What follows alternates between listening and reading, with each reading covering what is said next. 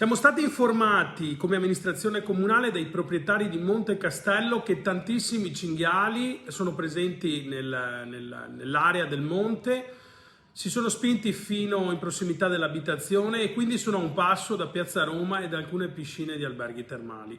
Un'emergenza infinita che dai campi coltivati dei Colli Euganei sta facendo registrare segnali più che preoccupanti anche a ridosso della zona turistica di Montegrotto Terme.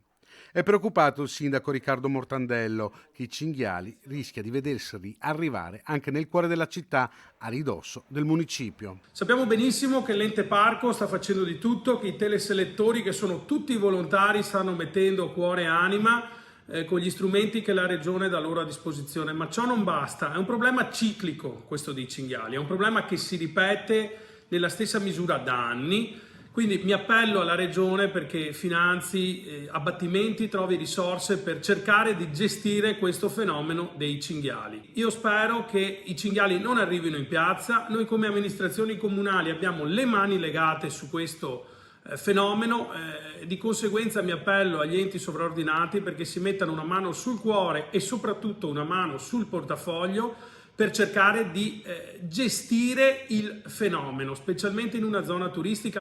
Minaccia al turismo, minaccia anche per la salute la presenza di animali come i cinghiali. Abbiamo anche un tema prettamente sanitario, c'è la peste suina. Sappiamo che se si trova un capo infetto nel raggio di 6 km devono essere abbattuti anche i suini di allevamento.